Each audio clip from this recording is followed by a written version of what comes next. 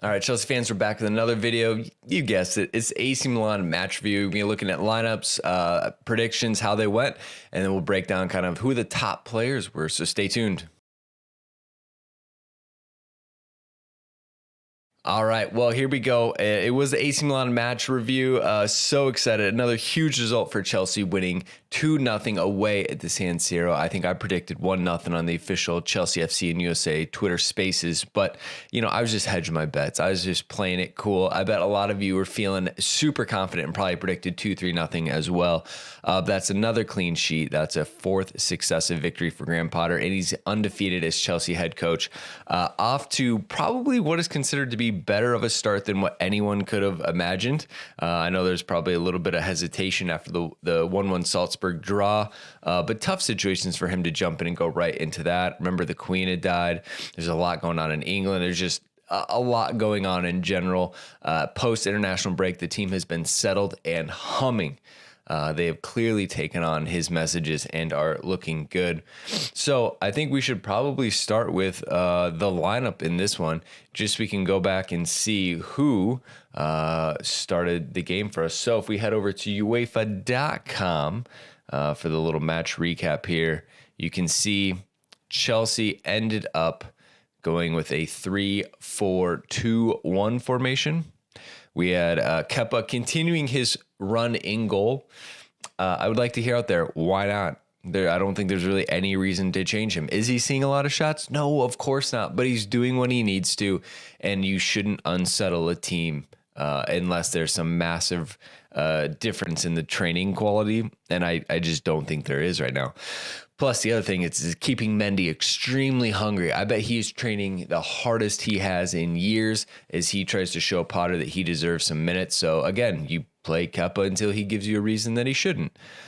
In the back, you had Trevoh coming in for the injured Fofana. Thiago Silva returns to the lineup as you'd expect as the center back, and then Koulibaly as the left center back. Again, all pretty straightforward. I had predicted the entire lineup minus one player. That's right. I got 10 out of the 11 in yesterday's video. Reece James and Ben Chilwell as wingbacks. Again, Reece, first name on the team sheet, picked up a knock. We'll touch on that a little bit later. Chilwell returning to the lineup after letting Cucurella play at the weekend against Wolves. Again, he played so well in the first leg of Milan. I think he earned this one, and he showed up. So really excited for him. Jorginho and Kovacic in the middle. This is where I missed, right? I was like, there's no way we'll play J5 and Kova in the middle. But again, Ruben's played, I think, the last 2 or 3 matches, so maybe got to limit his minutes a little bit. Look, I think I said it in the spaces. They're like, where's this match going to be won or lost? I said in the midfield. I didn't like say it, but I think a lot of people on Twitter were tweeting about it like, oh no, another J5 Kova midfield. Like, this is not a recipe for success. Turns out it sure as shit was a recipe for success. It was so good. Both players played out of their skin. I mean, Jorginho had a very, very good game, scored a penalty. You know, hats off to him. He was rock solid today. I think the problem is you don't get that every single game from him. So, but if he got to rest, you know, he played 15, 20 minutes against Wolves, came on ready to go. It just seems to all be clicking right now for Potter and the team. And, you know, we just don't want it to stop. And thankfully it's not, because we got to turn on and play again at the weekend. So no rest for this Chelsea team in their hot form. And then the attack, you've got Mason Mount and Raheem Sterling in behind Pierre-Emerick Aubameyang. Ooh, this is the go-to right now. Mason now has 3 open play assists in 2 games. He got man of the match and only played 45 minutes. Like, that is wild to me, right? Like, good for him. He is completely turned around any signs of a slow start this season. It's just, he just lit the paper on fire. He's just got the lighter out and it's just poof, up in smoke. Aubameyang continuing his hot form, and Raheem Sterling may not have got the goal today, but man, he was in and amongst it all day. We'll look at some of the attacking stats just to see how well he did. But yeah, that was the lineup. Can't really see any complaints as far as that went. It was just all really, really solid from the team. Conor Gallagher got in. Aspie came in, obviously, for the injured Reece James. Havertz and Cucurella all came in just to kind of seal the deal. So what is great about this is that now if you look at the standings, Chelsea clearly in first place after Salzburg and Dinamo Zagreb drew, which you love to see, let's be honest. 7 points, Salzburg on 6 points, and the Milan and Zagreb on 4 each.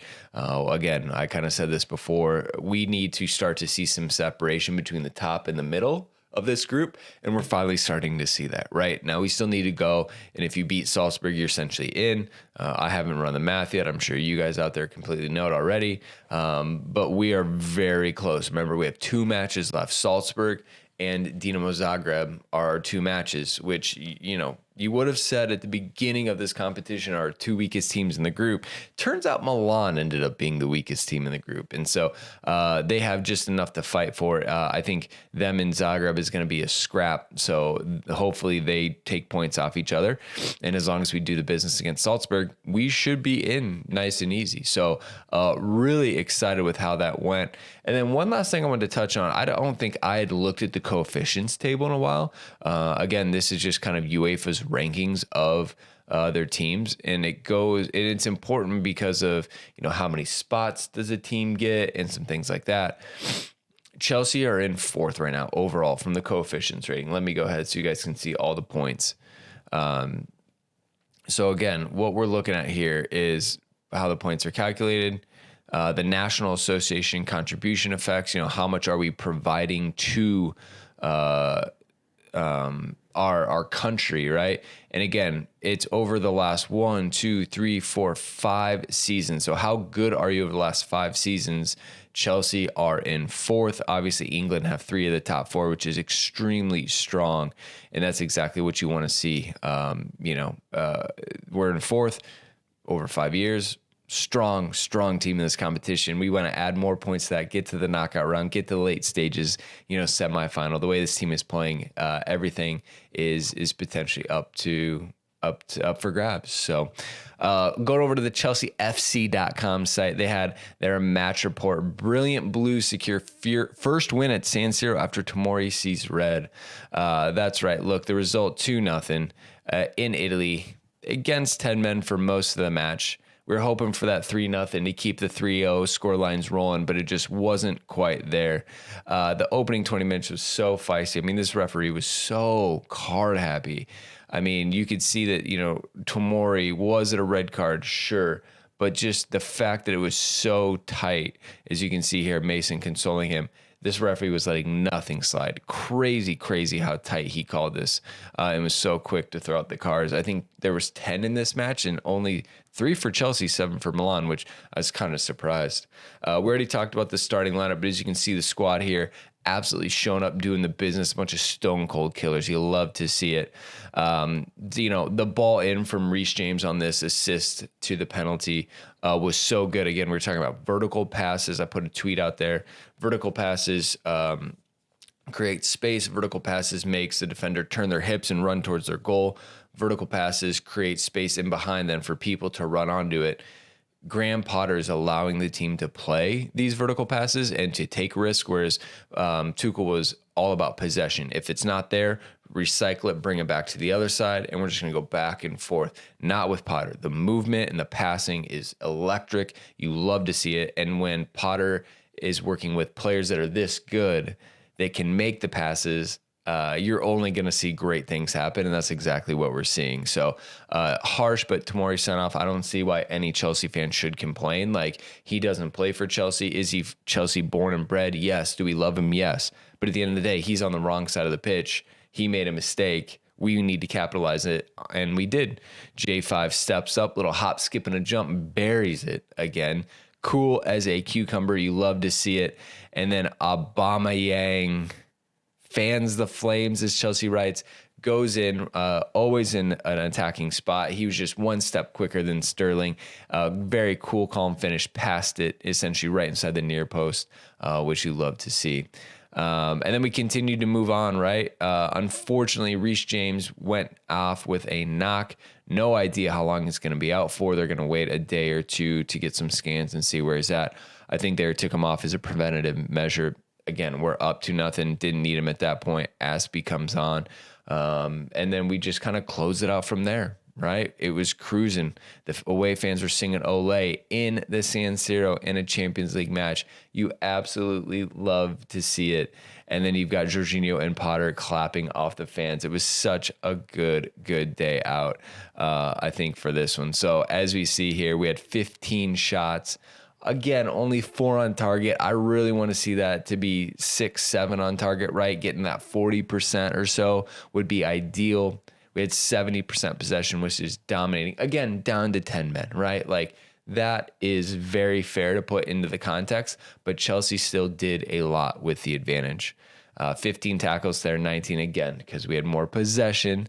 And we did foul them 18 times to their 12. So Aubameyang with the most shots with 3, Jorginho with the most touches, 107. Triple-digit touches is crazy. So, like, I just, I'll have to post some stats, but like, that is so many touches from him. He was so involved in all over the place. You can see he had most passes with 91 passes.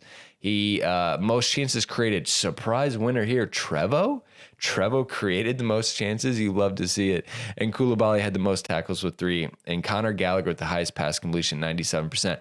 A little stacked for him. He came in while Milan were tired at the end of the match and got to pass around him, but you absolutely love it. So, yeah, that was a good day out, right, Chelsea fans? I think that at the end of the day, what would there be for us to complain about? A clean sheet, multiple goals. The only concern really is Reece James. Other than that, it was a walk in the park at San Siro. The boys come back. They get ready for, Villa in the league this weekend.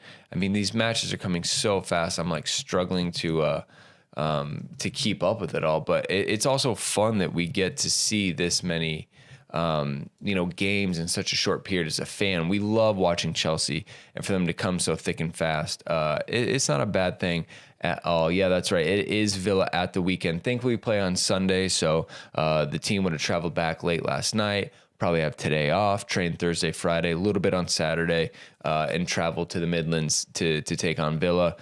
They got a nice little win probability here of Chelsea at 53% chance to win, which is on the road, which is very good. And then as you see, Chelsea in 4th, Villa in 16th. Villa have been in a bad run. Chelsea could probably be the straw that breaks the camel's back for Steven Gerrard getting sacked if you go out there and smack him up at home, which is what you'd love to see. I don't think any Chelsea fan would complain about seeing Stevie G getting the boot after Chelsea rock him, because what we want is another super solid result. We want to get into the top 3 teams. I just don't know how long Arsenal is going to stay at 1, but definitely City's going to be there. If we can be the 2nd, 3rd team in the league all season, super strong. And then lastly, look, a little bit of a humble brag here. We just hit 100,000 followers on Twitter. So if you're not following us on Twitter, I would kindly ask you to go check it out. As you can see, 100,000 other people think we're a good follow. We'd love for you to follow us and enjoy it. We've got our Graham Potter shirts in here, right? Celebrate the wins. We had the match review. We always upload our podcasts. We've got some just good content in here about the game. We're funny, obviously, as you can tell. We give you some fun stats about the players. And obviously, Trevo have an amazing record here with 28 starts, 20 wins, 8 draws. We are undefeated with Trevo. Matt Law was on the pod. He had an amazing prediction about Aubameyang, and he's just been on fire ever since that. And so, yeah, we've got a lot of good stuff in here. We'd really love it if you followed us and joined up with the other 100,000 people. So anyways, we're going to have another video tomorrow. We're going to have another video Friday, because that's what we're doing. We're hanging out with you, the YouTube gang. We've ignored you for a long time, but we are here to stay. We're excited to hang out with you. Hope you are still as excited as I am and happy at just how good of a result that was for Chelsea. If this is Potterball, I am in. We'll see you tomorrow. Have a great day.